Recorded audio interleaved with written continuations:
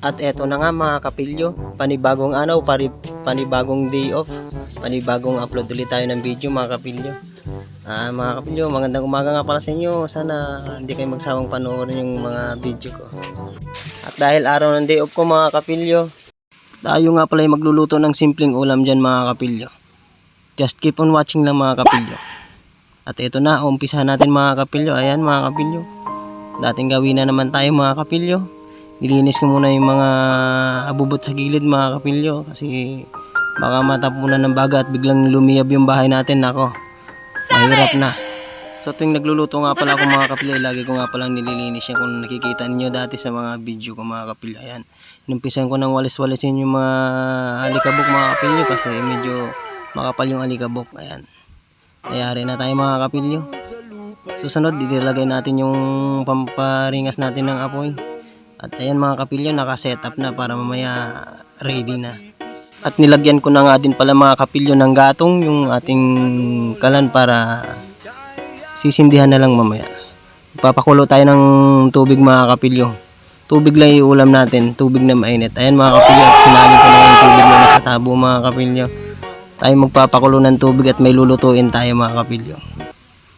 At ayan nga mga kapilyo, kung nakikita ninyo, isa dyan sa inyo, huling kain at huling tilaok nyo na lang. Bahala na mamaya kung sino madampot ko. Ayan mga kapilyo, yan nga pala inalagaan kong manok para kako ay kahit pa paano naman ay merong napapakain. At ganoon na din mga kapilyo, pwede ring katayin para maiulam. At dahil dyan mga kapilyo, nag-ano muna nga pala ako ng maiinom dyan. Nagtimpla muna ako ng maiinom. Hindi ako mahilig sa kape, kaya nagtsa ako mga kapilyo. At ayan na nga mga kapilyo, medyo nilusaw nga lang natin pala yung tsaa natin.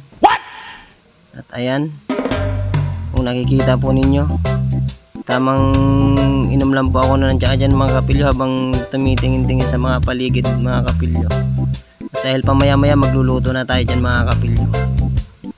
Binidyohan ko nga muna pala yung mga paligid dyan mga kapilyo. At ayan mga kapilyo, medyo umuulan-ulan mga kapilyo. At tamang tama yan sa panahon yung lulutuin natin, para makahigop tayo ng sabaw na mainit mga kapilyo.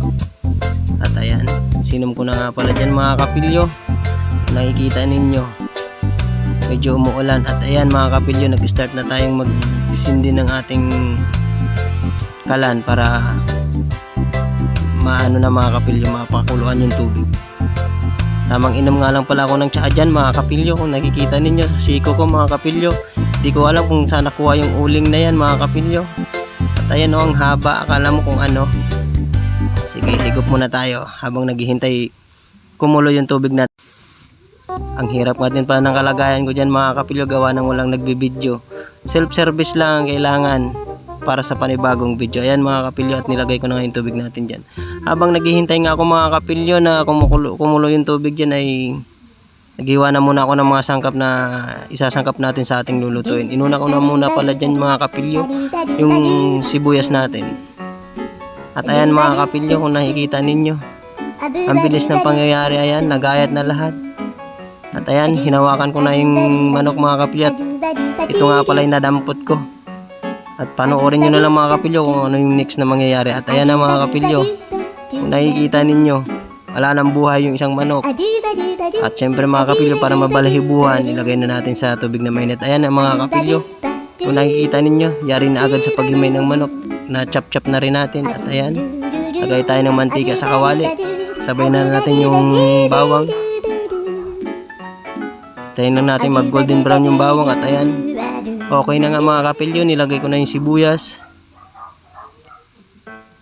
Gigisa-gisa. At ayan mga kapilyo, sinunod ko na yung luya. Medyo okay na yung texture ng ano natin mga kapilyo, sibuyas at saka bawang. Patuloy lang pala tayo sa pagigisa-gisa dyan mga kapilyo. At ayan, nilagay ko na nga pala yung manok natin dyan mga kapilyo, para maisangkot siya na ng mainam-inam. Ayan, sangkot siya mga kapilyo. Sinunod ko na nga pala yung sayote dyan. Hindi sayo, hindi sa akin, kundi sayote. Ayan, sayote po yung lalagay natin, hindi papaya. Patuloy lang tayo sa paggisa-gisa mga kapilyo. Sangkot siya pa more. Nakikita ninyo, nakapaymewang pa ako. Alam mo, tunay. Ayan mga kapilyo, ayan na pala yung niluluto natin.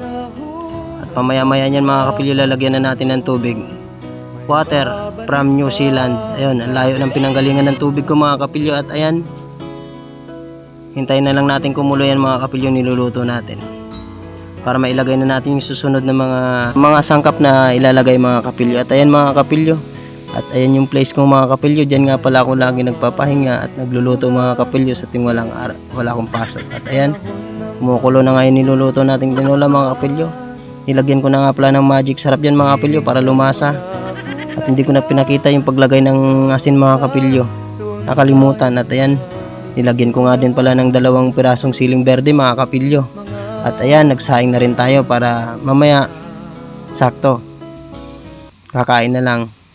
At sinunod ko na nga pala yung malunggay dyan mga kapilyo. Halo-halo lang po ako dyan mga kapilyo.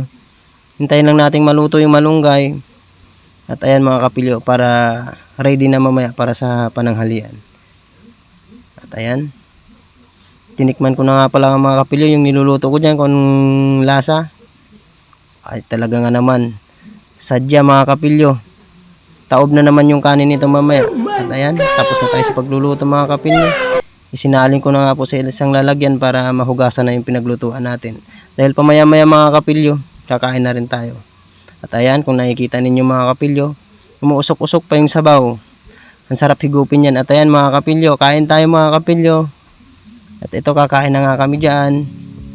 At ayan, sabi nga pa ng asawa ko, ayaw kong sumama sa video eh. Wala ka nang magagawa, huli ka na, hindi ka na makakatanggi pa. At kumain na nga kami dyan mga kapilyo. Kain tayo. Kung nakikita ninyo mga kapilyo, nagluto pa nga pala ako ng dinuguan dyan mga kapilyo, gawa ng thank you Lord sa pagkain. May nabili si Daddy sa baryo.